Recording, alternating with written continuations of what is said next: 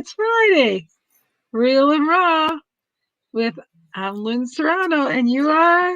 I'm the improv king on this show. Brian Kelm is here. Yes, he is, and he likes to Just put me in. Look I'm already red, and we haven't even started. well, it's not as fast as backstage, so we still got to work on it. Yeah, that was something. No, I always want to show up differently when we open up the show, and it's just like, okay, I guess I need to go to like the photo booth store or go to Amazon and get like props, that says like, I'm with Goofy or something, and always show up different, where it's like, hey, it's my birthday and it's really not, or yeah, you know what? I like that idea. Maybe I'll try to get something that you don't, and it'll be different. That'll be cool. Well, I'm not going to talk anymore about it because I don't want to give away my secrets. So there you go. Okay. Yeah. Eventually. No, but it's like, okay, we're ready to go live, and I'm like, oh, I got to do something fun. And you would think I would practice or plan it out in advance. Well, not right now. So. No, because we're unscripted. Remember? So we actually are trying to alleviate the pressure and anxiety on ourselves. Remember that? Well, and so if nobody could read what I wrote on the whiteboard, well, that's how I normally write anyway. So now we got a little insight. Yeah, it's like, oh my God, what is that? Is that hieroglyphics? What is that? You might have to get those little felt letters and just paste them on so that they're more legible. I just need to carry an audio recorder with me with like 1 terabyte of storage and just record everything audio wise. It's like, okay, now I can understand you because you're speaking. Okay, but your written stuff, Yeah. So God bless all of my customers and everybody in my world, because to acknowledge all of you for birthdays and just to check in, you've probably gotten a card from me at some moment in time, and sometimes you might have to bring out the magnifying glass. So I apologize for that. My writing is the way it is. And when I'm writing out cards, usually I bunch them together. So eventually the energy level gets tapped after a while. It's like you see them. How you doing? And it's like, is that an R or a Z? What? So anyhow, but anybody that gets a card from me or whatever, thank you for dealing with my poor penmanship. So do you actually like script everything, or do you print? No, I write them all out. I have a great graphic designer that I've known for several years, and I do all my own custom cards. I think. Yeah, your custom scribble. No. The design of the card, I don't do. I think it's a part of business, like a sole proprietorship. Like a business, a small business. Given my skills and abilities, I think you go through the ranks of cards. Like if that's a part of you, like where you write out cards and thank people. Tracy, thanks for being here. My us friends, I love it. No, U.S. She's U.S. Oh, she's in Canada. Okay. She forgot the A. Wait, a Canadian forgot an A? What's up with that? I guess I need to print off. I need to print off, the Canadian flag or something on a piece of paper and use that. But no, anytime I think in every business, if you send off printed pieces and you do that kind of thing, to me the ultimate is custom, right? Yeah. Where you do something specific to you with imagery. It's nobody's ever going to duplicate it because they don't know it exists, right? Right. That's the ultimate, but it's at the top level because you have to have an idea. Then you have to work with somebody. Then you have to follow the idea through to production.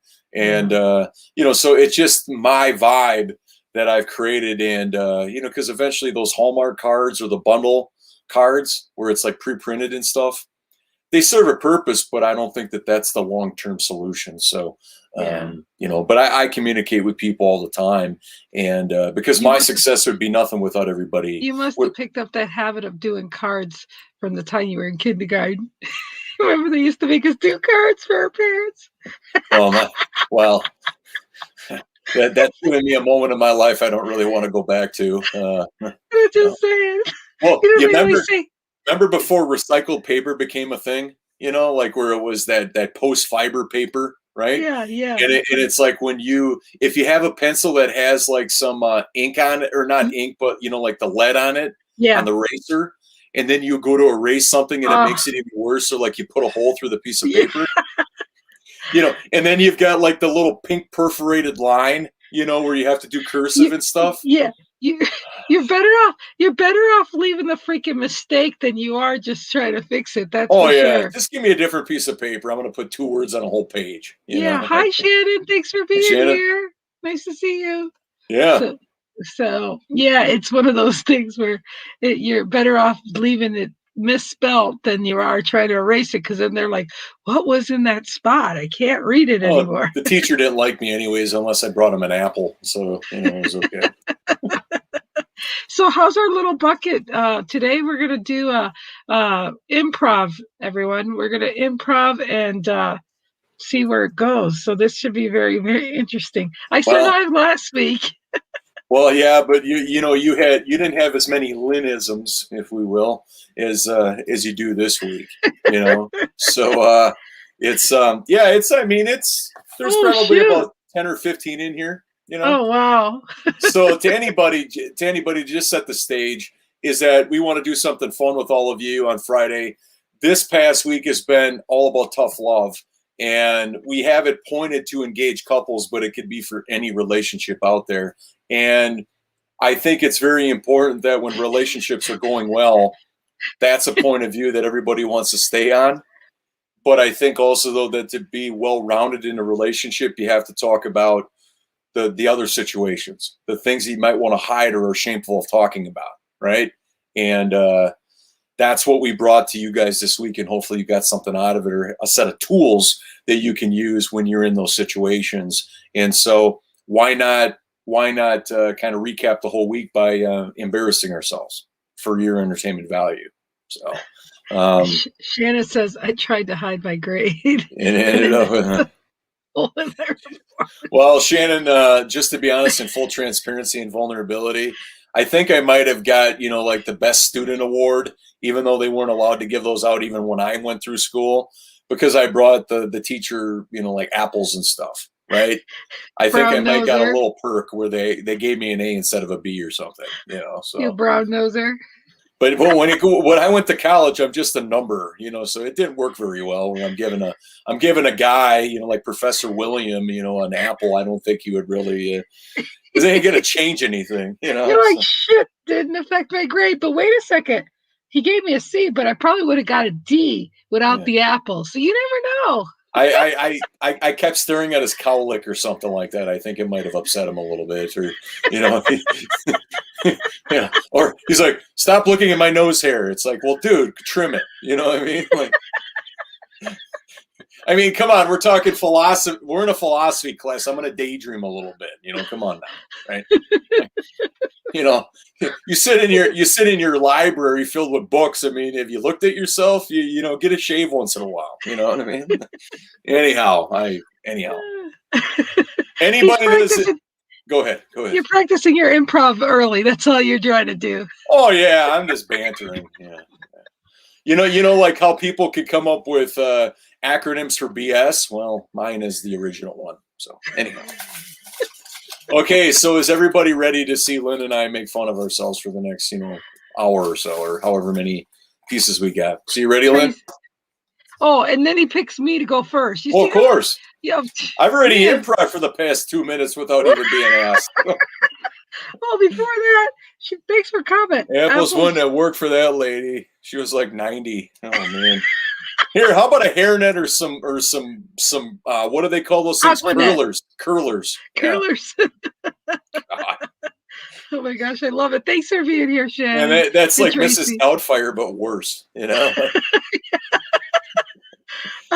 Oh, wait. Here we go. Tracy says, you two have shifted my look of engaged couples. Engaged means being actively participating, which is relevant. Yeah, absolutely. Absolutely. Right. That's why I told you I'm going to be engaged. Next time I want to be engaged for sex, engaged to have fun, engaged to just be engaged, not to get married. Yeah. Well, Tracy, I'm kind of curious if you can expound upon that, just so we can understand a little bit deeper how that made a difference for you. You know what I mean? Like you have to be participating. Like, can you make it a little bit more granular? Well, I think when she says we made her look at engaged couples different, as in Okay. she wasn't interested in looking at our show because she thought we were just talking to people that were engaged Okay, that's couples. good. That's good. And the fact that we kept trying to let everyone know that what we meant by engaged really applied to everyone as well as engaged people. Okay, that helps me understand. Yeah, I'm not done with that yet, Christine. Nah. Anyways, okay, we're ready. Lynn's got desires and whatnot, but when she's ready, she's going to find that man, and things will happen. And I hope he has a good heart and a good life, long life. Well, I'd be willing to say that he's got to have a good heart, because otherwise things might happen with the physical activity. So you see, that's exactly what she meant. You see, that's what I figured. See, I'm intuitive. I know these things. I knew that talking about yeah. Anyways, so let's go. Let's go for it. Okay, so the first one is on the court. Now we want to tighten these up so they're very concise, they're quick.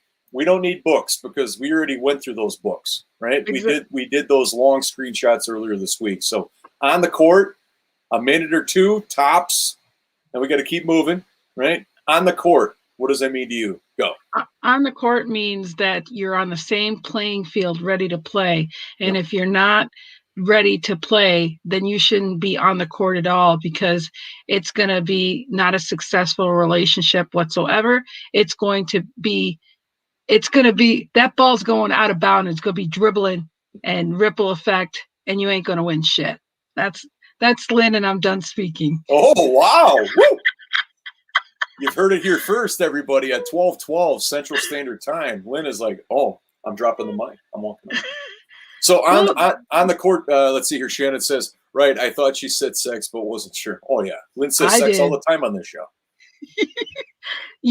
Shannon, you don't understand. I used to do lingerie parties and adult novelties and whatnot. So, yeah, 15 years in the industry. So, yeah. Go ahead. So on the court to me is a separation of somebody that knows what you're going through versus thinks they know what you're going through. There's a clear distinction there. If somebody shows up in your life that you're not close with or you don't talk to on a regular basis, are they trying to help, or are they trying to muddy the water, so to speak? Are they a disruption, right? I don't put any merit into somebody that I don't talk to or interact with on a regular basis for them to give me advice about something they know nothing about, right? Now, is it common for people to say, well, it's just trying to help? Well, a situation you know nothing about, how are you going to help? Yeah. I get the observation. I get that something spoke to them to want to reach out, but consider that the best thing you can do for something you know nothing about is just to listen, or be a shoulder to cry on, or, hey, I know you're going through a tough time. Let's get on a call, right? Let's flush it out. Because in full transparency, I had an anxiety attack a couple hours ago, and I told Lynn about it right away, because as I'm learning is that to keep it in isn't going to help you. So to get it, flush it out, I'm doing a lot better now. It's kind of the same thing, is to be a space for somebody to show up. But to take an opinion from somebody that has absolutely no idea what you're going through up here and in your side of your heart, it's not going to do you any good. Right. It's going to make you more confused and uncertain. So, well, good example. Like, I've had anxiety attacks, and I understand it, but that doesn't mean I'm a female, you're a male. It's definitely different for you than and I'm not relating to you because of specifically, but at least I can give insight of what helped me, or or empathizing with you. But it doesn't mean that somebody that's never had an anxiety attack be like, yes, all those go away, you're not going to die. So they don't understand the severity of it.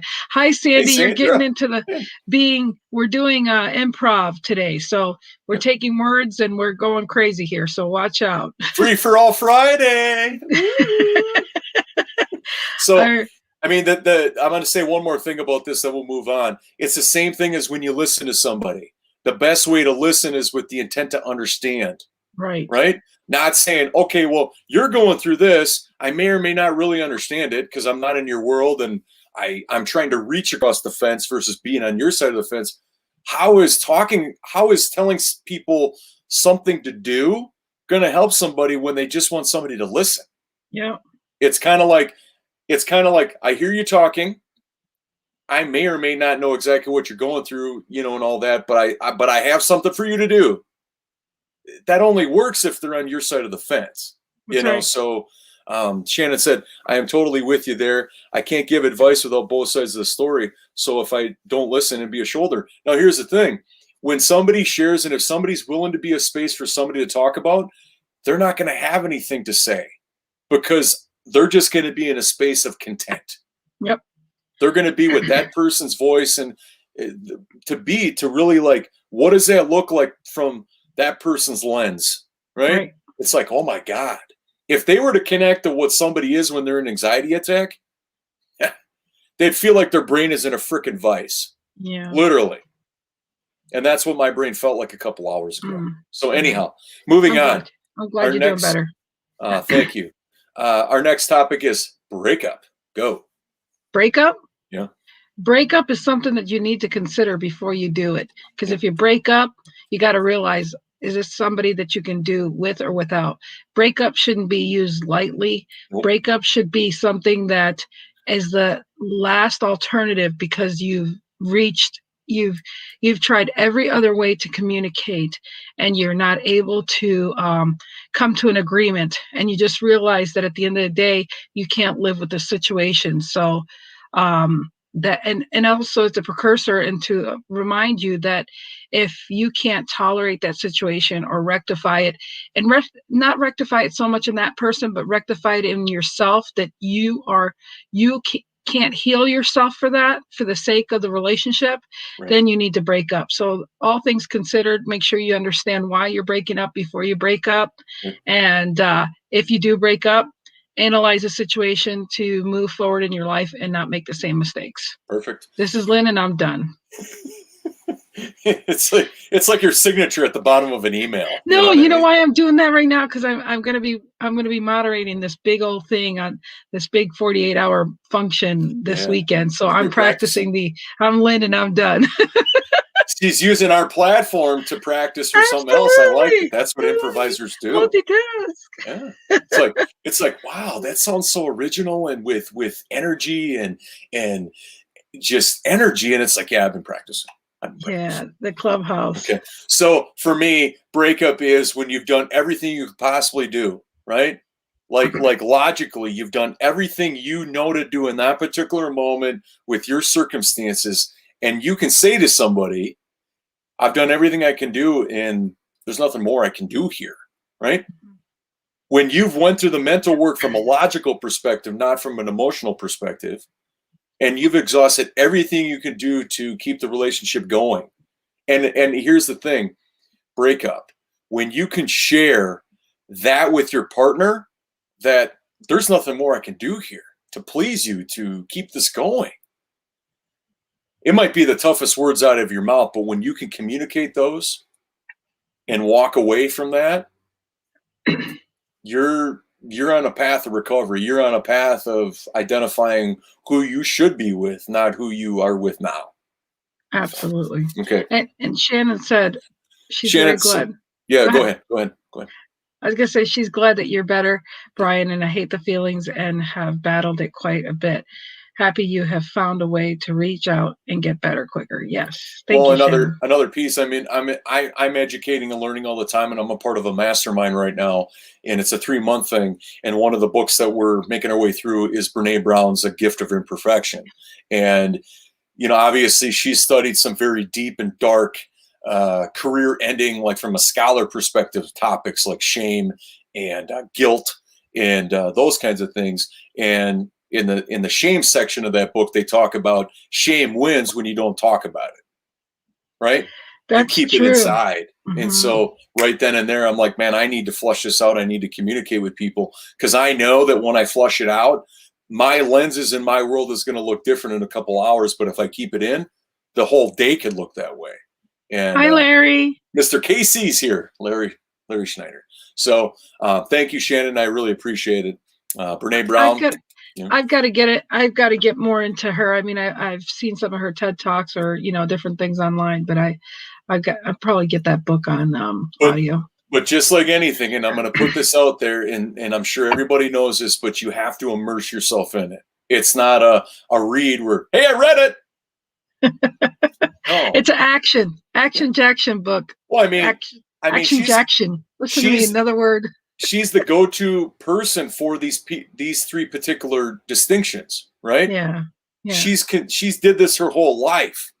And so Yeah. what makes somebody think that they can read a book and feel like they really got it when you have to be practicing it, you have to be willing to recognize it, and then when it shows up in the world, you're like, "Oh, here's what I do in this case," right?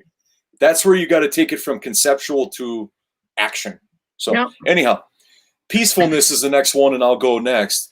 Peacefulness is when you can, when you don't live with regret. You played full out. You did everything that that you could possibly do in that particular time. And the biggest one is you don't make your partner or ex-partner wrong for anything.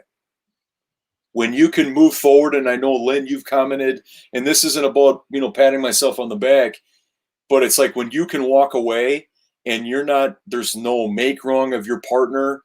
When you can bring it right to the road to say we weren't right for each other and walk away without any, I don't know, just like without stirring the pot about that person or anything about them, to me is peacefulness, because you're not bringing baggage from the past that's unresolved. So. Well, let me tell you, peacefulness is seeing your partner talk about their ex in a way that was peaceful, like you just said. The fact that you say, hey, it didn't work out, spent 4 years and blah, blah, blah, that is so much better for you personally, as well as not showing. One thing I don't like about when I'm dating or when I'm meeting somebody, oh yeah, my ex, she's such a bitch and all this stuff. I'm like, now that's what he's going to say about me when I tell him where he can go. Well, that is not peaceful to me. Thank you so much for being so transparent with me. Peacefulness is how people talk about their past and how their luggage that they carry into discussing with me. I even had Ricky a lot of times. He goes, your marriage must not have been so bad because I never hear you talk about him. If you don't got nothing nice to say, don't talk about it. Don't say it. And that is my point. I'd rather not. I'd rather just let it be and send well wishes and leave it at that. So peacefulness to me is how peaceful someone articulates their past life before you, and knowing whether they have issues going forward. And so it's peacefulness to me when all they can say, it just didn't work out. Right. I'm sorry it didn't work out, but maybe it can work out here. And so that's peaceful for me. Yep. So just so everybody that tuned in, like Larry and a couple, or for those of you that haven't said anything, that's okay, you're with us, is that every Friday Lynn and I do an improv show where we take the topics and like little one-liners from everything we talked about. And there's a lot of Lynnisms in here. So we're going to keep moving so we get through all of these. But so we've been talking about a week of tough love for those of you that just tuning in. We're taking I got this little plastic thing here, and I have all the little one-liners or short little phrases in here, and we're doing quick-witted bantering back and forth. So hopefully we're embarrassing ourselves for your enjoyment. So, okay, so what I made it mean. I'll go next. What I made it mean, that whole thing. And obviously that's two sides. What happened and what I made it mean. This is toxic because what we make it mean is everything we create in here without any facts, right? And it's attached to feeling. That's the problem, right? It's everything that we have to go through. When we can reach a place of separation where here's what happened, here's what I made it mean. The emotion, when you can remove the emotion from it, is when you can see the clarity, right? When you don't make yourself wrong, when you don't make things up. If somebody didn't say it to you, it didn't happen, right? And obviously, if we're in pain, if we're heartbroken, we're going to think about things a lot differently than once we move past it without the emotion, right? That person is not going to be in my life, and here's why, right? So what I made it mean, assumptions more times than not are wrong. There's countless quotes out there about this. And I just can't stress it enough that I've trained myself, because obviously hearsay and what a text, I mean, even an email you get or an email you send somebody, right? Well, that's not what I meant. Well, they're reading the words about how they perceived it, right? So what did I make it mean? It's everywhere, right? And so making it very simple on yourself to not assume anything. If you want to get your point across to somebody, send them a video, right? Don't write another email message and then it's going to be taken an entirely different direction. But this part is toxic because, what somebody said, it's just like the styrofoam cup, right? And then the string. What somebody says on the end of that first person with the cup is going to be different than the end. Well, if that's a simple communication exercise, what is it going to be like when you're in an intimate relationship for years together? So needed that reminder. You're welcome, Shannon. So what I made it mean, go. What I made it mean is I made it mean like an excuse. I made it mean something more to say about them than about myself. Mm-hmm. What I made it mean was actually a reflection of truly all about me. And what I made it mean is something that is my interpretation and it's not fact. What I made it mean was that that they were wrong and I am not. Correct. What I made it mean is just reflecting and finding excuses to deal with whatever it would truly happen. So what I made it mean can totally be the fact that it's all fabricated, not true, and not being transparent or honest with myself first and foremost. And what I made it mean is to fulfill my integrity is so deserving to everyone around, and it says so much more about you than the other person. Yep. So what you make it mean, be careful what you make it mean, because if it's not nice, you're just telling more about who you are, not being transparent. So well, I out of all of that, and thank you for sharing that, Lynn, the biggest word out of all that is interpretation, right? Mm-hmm. It's something that we manifest, it's something that we create. Yeah. But it doesn't mean that extends out beyond us.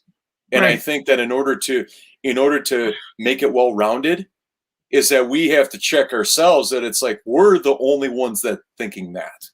Yeah. And if we don't connect to what that other person is thinking or even give them an opportunity to share, we're not doing ourselves any justice right there at all. Thank you, Shannon. She gave us a nice compliment. We love what we are doing. Yeah. And Shannon, this is all in the moment. We don't have a script besides our topic. No, and the funny thing is I just tried to cheat by saying, shit, what am I going to say after he said? And I was so into listening to what you were saying. I'm like, you know what? F it. I'm going to, if I fall, I fall, but I'm listening to what you're saying. And again, that's what's important is truly. And then I was like, Lynn, listen to what he says, because you might repeat what he says. And then that's not conducive. So yeah. Well, so it's not easy being second. And everybody that's watching this, if you're in a situation or when a situation shows up, consider the word interpretation, right? Yes. Because it's not defensive. No. When you say, "Oh, you're assuming this," that can get defensive if somebody takes that personal. But here was my interpretation. Mm-hmm. You put it on yourself, so there's no conflict there. Right, and that's just it. There's so many words like ignorant. People see that as just like a swear word instead of saying someone's not knowledgeable. And the same thing with saying assumption. No, it's interpretation has less friction, but it has a kick-ass point to it. Well, and plus you don't have to worry about the meaning that somebody's, from a negativity standpoint. Right. It's like, ooh, that person assumed this. Well, wait a minute. What are you saying about them? Right. Because and everybody knows they're asking you and me. They don't like that. Right. And it's like, how is this situation going to be resolved if there's all this finger pointing that you may not be aware of that you're doing? Mm-hmm. Yeah. Because number one, if you don't know that you're doing it, I can almost guarantee that you don't have a clue about how you're making that other person feel. Guaranteed. You know what? Our mission, we're done. We can leave for the day because this is our mission right here. It's like healthy therapy for you both to talk it out and get me thinking, to love it. You see, and that's what we're Thank you, doing. Shannon. We're just, that's our mission right there, Shannon. That is our purpose. Drop down the mic and let's go home. No, just kidding. But thank you for acknowledging it, that Thank you, that's Shannon. our purpose here. We appreciate you very much. We're honored and grateful you And taking so, some time out of your day on a Friday to so be if with you us. could share this, we would really, that would show us a lot more appreciation too. And we obviously love you regardless whether you share it or not. But that's the only way we can get other people to start thinking about these things for themselves. And that's our main purpose, to make the world a lot better. Okay, we got a half hour to roll, and we got to get to the Lynnism, so they're in here somewhere. So this one right here is conflict. So I'll take this one. Is that, to me, conflict? When I hear the word conflict, I think opportunity, because I would rather look at it to be like, where are we not in sync? Okay, I want to go for the opportunity. I don't want it to be perceived as something that we can't, everything has already been said and we can't make any movement in this, right? If that happens, okay, but I want to look for the opportunity in this. Where are we not on the same page? And I think that just by doing that, my tone, behavior, and the experience is going to be different than it's like, oh, we got a conflict. How are we going to resolve this? Well, it doesn't work that way. It's not black and white, especially if people's feelings are hurt, right? You're not going to make any movement unless they feel that you're hearing them, and there's something you can do together. So conflict to me is opportunity. That's what stands out. Well, it's funny is first the word conflict and the fact that you just changed it for me for opportunity is very positive.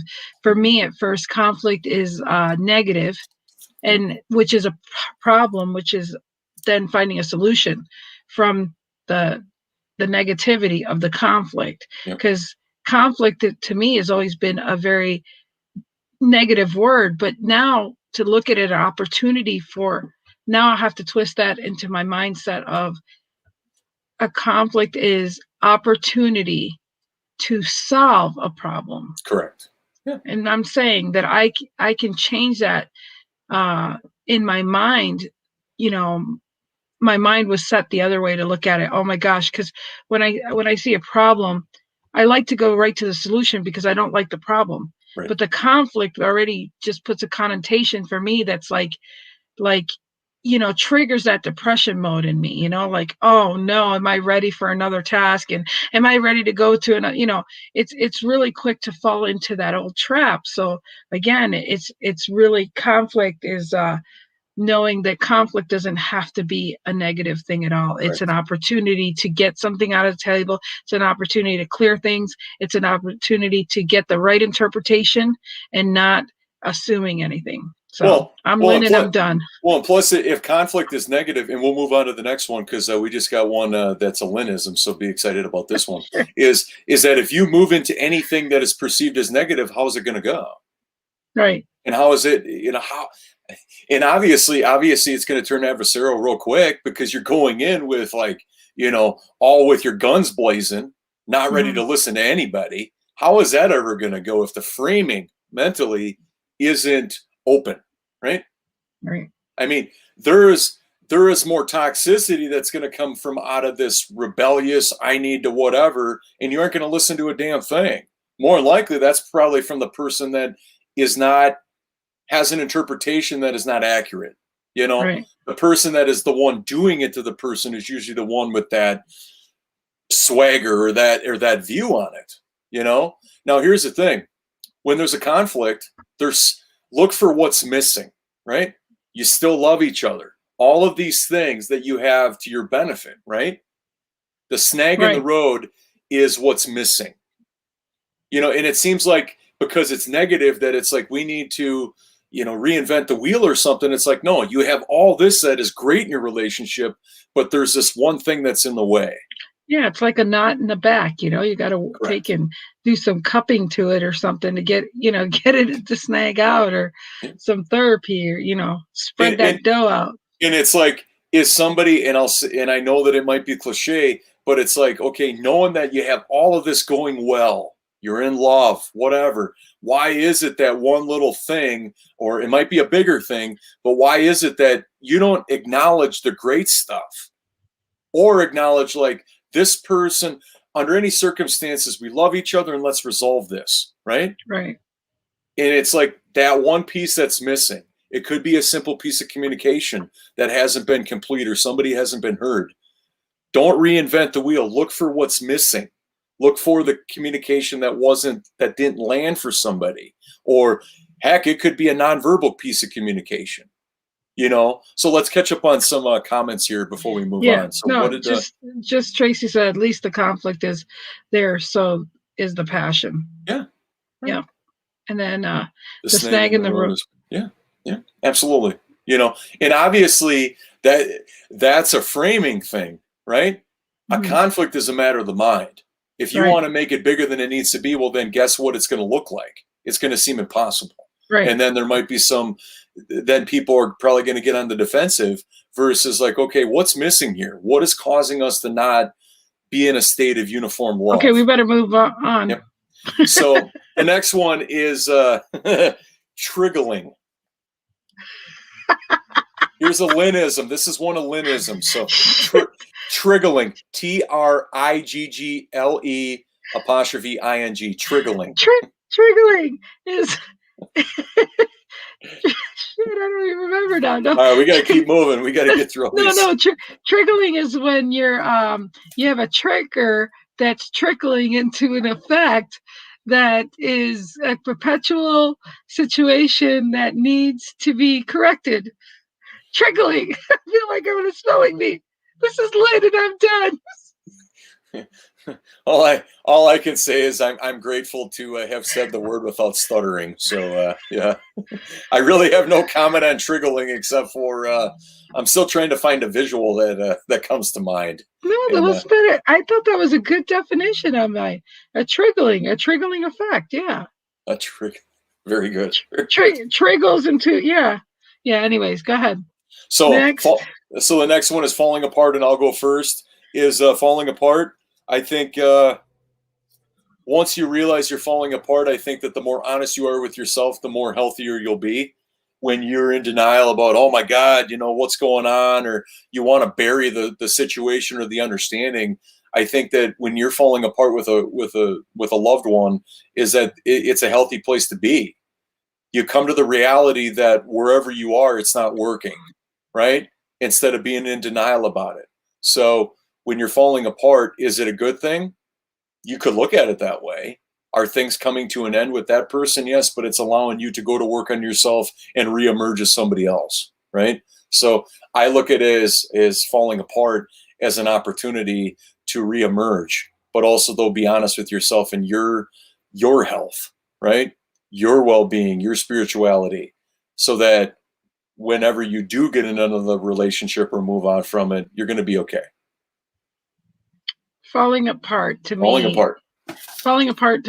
is a chance to be either fall in love or fall to I'm thinking too much. I'm watching over here and doing this, being distracted. Falling apart is you're able to go ahead and look at where the pieces are, what's missing, it's like an evaluation time where you can actually look and say what's broken, but what is good, what can be fixed, what can be patched, what are you feeling when you're falling apart. You have to address what you need to stop and say, okay, why am I feeling this, and see if it's worth it. I mean, are you falling apart because you're falling more in love, or are you falling apart because you know that it's not where you need to be? So falling apart is a good self-check point to know where you're at in that relationship, especially when you're talking engagement, you're talking about long-term relationship, you're talking about the part that you need to mend it now or get out. So falling apart is a good thing in that way. Okay, keep it moving. Up in the stands, I'll take this one. Up in the stands is the next one. And to me, anytime that somebody's up in the stands, or if we take ourselves, we're not allowed to comment about a situation. Like if we know somebody that's going through something or whatever, we're their blind spot. We can see things they don't see, which is not, if it's done in such a way of point the finger and whatnot, we should not be able to share. we should not be able to talk about it because it's going to come across as inauthentic and what somebody should do without regard for where they are. So bring everything on the court. And so if you're dealing with this situation, or if you know somebody, get it on the court, be in their space, empathize. You know, having them help you understand what's going on is going to be a lot better than assumptions and make wrong. And, well, they should have did this. Well, if they would have did it, if they would have thought that way, they would have did it. So up in the stands, I don't subscribe to that. Remove it from your life because it's not going to help you. You done? Yeah. up in the stands. If you're up in the stands to go look at a situation and to mock it and not help it, you stay where you're at. Mm-hmm. If you're coming from out of the stands, you've been there, you've done it, and you're actually coming because you can see how you can help and bridge the gap, then come down from the stands and don't just sit there with the solution. Why don't you come down and be part, don't come down here and be a part of the problem, become part of the solution and get involved because you want to resolve something. Especially come out of the stands if you've been in a situation like that where you wish you had a second chance to resolve it in your own relationship. Come down from the stands, come and help and make an impact and help. Don't come to hinder, but come to give value and to help other people that need or are asking for the help. But don't come from the stands to just be a part of the peanut gallery. Come down the stands and be the one that helps this couple out. We get in the stands when we go to weddings, and all you're doing is sitting there, and you're not even helping the people by saying, do you know what you effing did? Well, it's too late. We just got a marriage ceremony. You need to be in the stands when they're having an engagement party. You need to be in the stand at the bridal party. You need to get out of the stands before the wedding. That's the time to be part of the solution before they go and make the worst mistake in their life.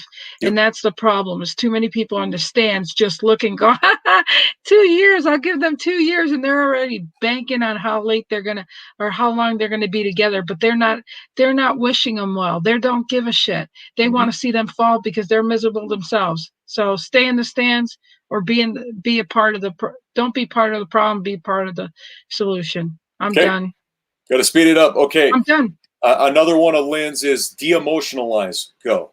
De-emotionalize. Yes. Yeah. So when you have emotions and you realize that those emotions are affecting your way of thinking, you have to de-emotionalize yourself so that you can be in the right brain to use the right parts of your mind to do something that's in your best interest, as opposed to doing it from the emotional part and not being in your analytical part. So I'm Lynn, and I'm done speaking.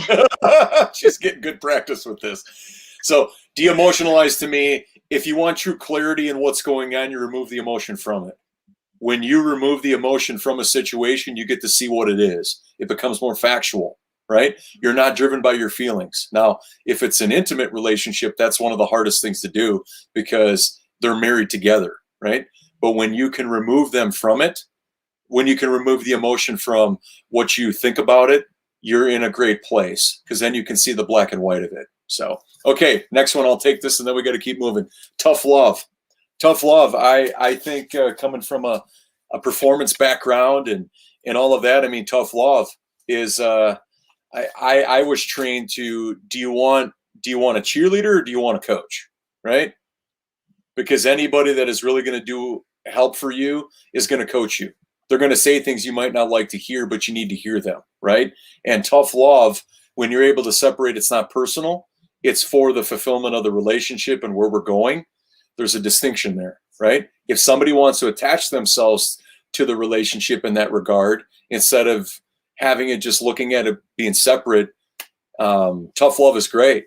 It's things that people want to hear that they don't, they need to hear, but they don't want to hear them. Your turn. tough love is actual true love of coming from a good place, that you know this person is truly your friend, somebody that really loves you and doesn't want to see you hurt.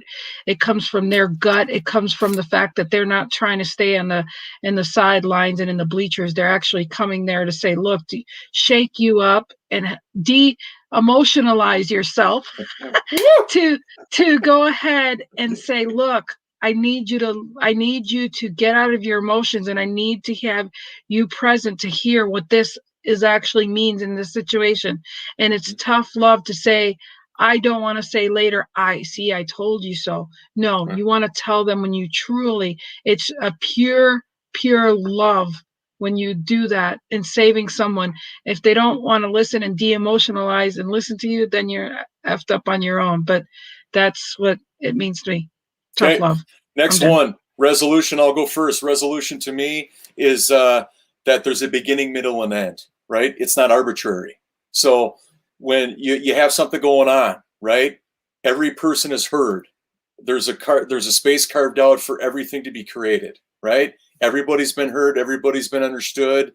It was something so important that you created it this way. Everybody's going to speak. We're going to think about it, and then we're going to come to some understanding in the end. There is no arbitrary. Arbitrary leads to uncertainty.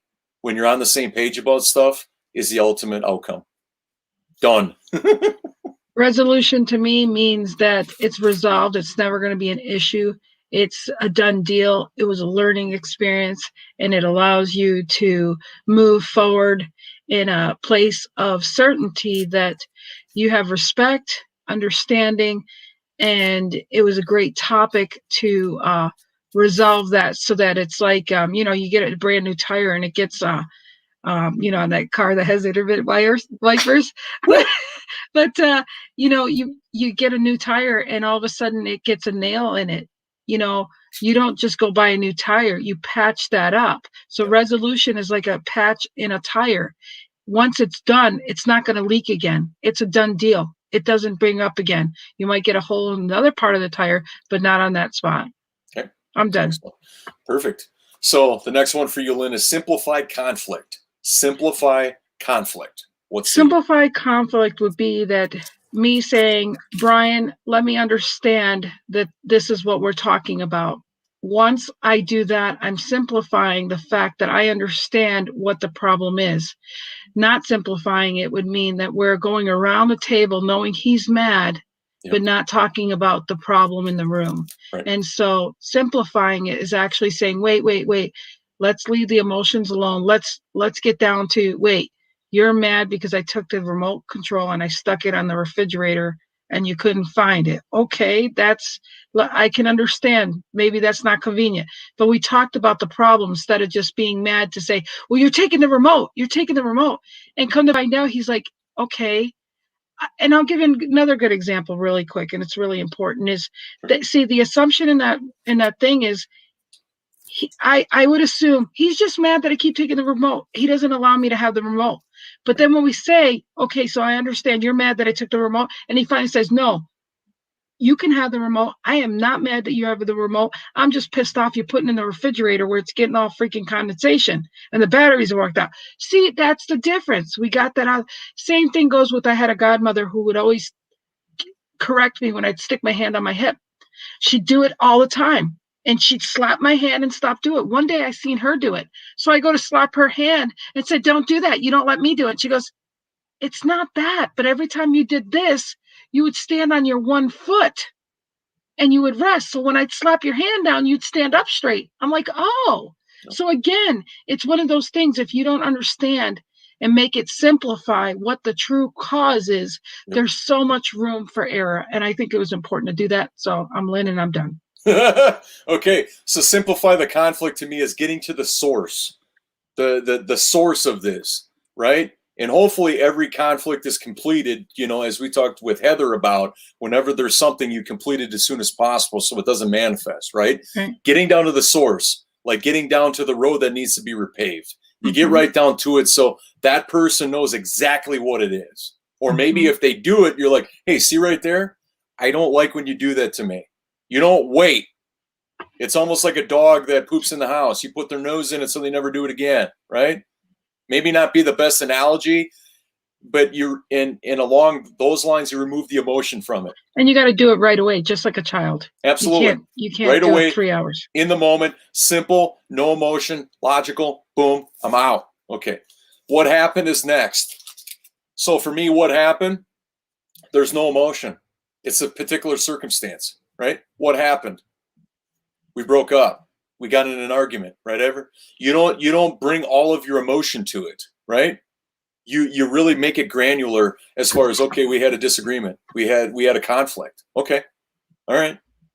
Now what's the outcome? We still love each other. Okay, how are we going to resolve this? Right? You keep it very, very simple. Very simple. What happened? It doesn't need to be anything more than the situation and how, and that's it, without emotion, which is very tough to do, especially if it's heartfelt. I'm done. You're up. What happened? What happened? Or should we speak about what didn't happen? What didn't happen is we ignored the situation. No. We covered it under the rug. We decided to just break up without resolving it. What happens is there's excuses that come up. What happens is that we don't see that we're part of the problem. Correct. What happens is that we don't want to work on ourselves to be better. What happens is we don't take consideration to think of the ramifications of what we do right. until after we do it. And what happens is that we end up continuously doing the same things over and over because we are not understanding that what happened is going to keep happening until you identify it. I'm Lynn, I'm done. Excellent. Okay, here's another one of Lynnisms. We got 3 left to go. Boom, here we go. Badassness. And I'm going to let Lynn take the lead on this. Badassness is the word. Badassness is when you're badass, but when you go to the next level, you got badassness that can be topped over being badass. Because when you're a badass, you're taking care of business, you're taking care of what needs to be done, you're being focused, you're being straight up, you're being truthful, one to yourself and to other person. But the badassness of it is to know that you stay humble and get the shit done. I'm Lynn and I'm done. Okay. Badassness to me is that you're your authentic self, but you know that there's something off. You know that you have work to do on something. And the biggest part of this, you're not afraid to take ownership of something that you have done. Your humility. If you made somebody wrong, you own up to it because you know that the relationship, the success of it, the person's feeling, and your love matters more than feeling like you're innocent and you didn't do any, and you had nothing to do with the situation. Badassness is that you take full ownership of that moment, that experience, and you get back on track to the main thing, which is that you love that person. And go ahead. I just want to say you were badassness was the fact that you took and went to therapy and you've actually lived and learned from that 4-year relationship. That's badassness to me. Okay. Thank you. Okay. Okay. Man, it just worked out this way. We got the last 2 Lynnisms. And so badassness was one. Okay, we got the. Tracy, I don't know how this worked. I just pulled them out. Tracy, can you write these down for me? Holy cow. Okay. Go ahead. Okay, the one of the final 2, caramelizing. Now, just so you guys know, that was not on the show, but it was right after. And caramelizing was the fact that he and I are just taking these conversations and meshing them in such a way that it's just been so fun this week. And it's like yesterday we caramelized it because so harmonically, like we could understand as crazy dictionary that Lynn uses over here, he could still understand where I'm coming from. And we just mesh it and caramelize it. It tastes so good. It's just so good. It's just, there's a lot of harmony there and happiness with just knowing that we're not perfect, but we're still moving on. So I'm done. Okay. So when I think of caramelizing, it has nothing to do with relationships. The two things that come in mind is the beautiful. You've got some vanilla bean ice cream or vanilla ice cream with caramel trickling down it, right? Okay, caramelizing, or caramelized onions where they look like they're burnt, they smell great, and you know that you're going to put them on like a burger or something like that. It works in perfect harmony with all the other components. So oh, that's so cute. Okay. okay, now back to the show and not an episode of Gordon Ramsay.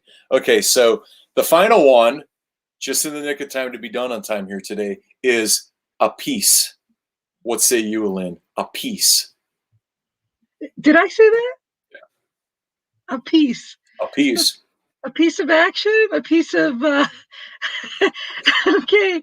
A piece of tough love. A piece of knowing that if you really love the relationship, you want to give a peace of mind, a piece of friendship, a piece of kindness, a piece of understanding, and a piece of your heart and a piece of you goes into the relationship. And it says so much about you as a couple as opposed to individual. So you're being a piece of one another to be whole so that you can move on from there. Okay. So to me, as a piece, is that this is. Look, is cardio involved in a piece? Shit, yeah, it is. Just remember, these are all interpretations. That's right. So a piece to me is that what speaks to me besides the I don't know. I got my clubbing days in my head, but I need to set those aside. About a piece. Okay. Anyhow, so when I think of a piece, is that it's if it's not that realm, it's that every single moment of a conversation or relationship is an opportunity to get clear, right? It doesn't make any difference how big or small.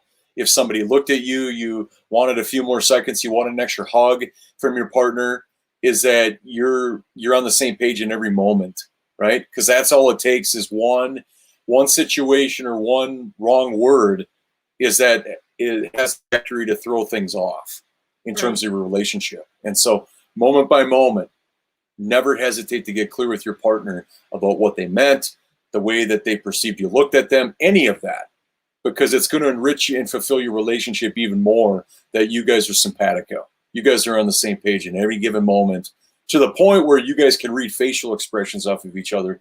Then you know that you have something powerful. Boom. Yay, we're done. That's it. We're done. So your final thoughts, and then we're going to send everybody off to the weekend. What do you think? My final thoughts is that I love the fact that we can look at the topics from this whole week and realize that it should, if you looked at the whole series this week, that it totally makes sense to see things in a brighter light, that all problems and conflicts are not something that you assume, but it's your interpretation, and interpretations change all the time. So perception and interpretation are things that are always evolving with time, and that in time you should realize it all says something about you, not always necessarily about the other person. So Lynn, and I'm done speaking. For me, it's all wrapped into being each other's best friend. If it's an intimate, engaged couple, right? Is that you think of the person more than you think of yourself, right? You do the inner work on yourself, and you do that for the betterment of you. And I had this discussion with my mom a couple of days ago, is that a relationship is 50-50? And I'm like, no, it's 100 or nothing, right? Because where do you put 50%? So half of a person's potential, where do you put that on a map to be like, oh, you didn't do your 50% today? Well, it's just because people look at 100%. How can each do 100%? It's 200%. It's the way they do their core math. Well, and when you're together, it's either whole or nothing. You know? That's right. And so, right. But I'm just saying that it's just like saying, that we're all 50%, of our parent, each side. Okay, then if that parent's gone, what is you only have 50% of you left? Like, right. It makes no sense. Yeah, I got my dad's eye, but my mom's gimpy leg, or whatever. It's like, no, it's like when you get that granular with things, I think it just doesn't you know, we might have manifestations of our parents and obviously of DNA or whatever, Right. but to try to break it down to a quantitative amount, I don't think is Right. I don't think it's possible. You know, so Right. to be engaged means to be engaged. That's been my takeaway this week. Wonderful, Tracy. Absolutely. Wonderful. Absolutely. And that's what we meant by that. And I'm Yeah. glad you got that. And we are so Tracy, Shannon, I mean, Christine, I mean, like you guys, um, Mama, Mama Sandy was here. I mean, like you Yeah. guys just all mean the world to me. And I have just a few seconds here. I wanted to like put this up. This, oh shoot. Let's see, I got to take this off. Texting 71777. I'm going to have more on this information later, but I just wanted to put that up really quick to Okay. say that there's if you're on Clubhouse, there's going to be 48-hour or thing going on. It's going to be entertaining and fun and stuff. So, but anyways, thank you so much for being here, Brian. Thank you for being transparent. I hope you feel better. I hope that the show made you feel better. It did, and I'm ready to go. Let's do and this. That's awesome. And wait, we got one more comment here. Yeah. Okay. Love you too. All right, we are out of here, you guys. Have a good one, and Wonderful. we'll see you Monday. Monday.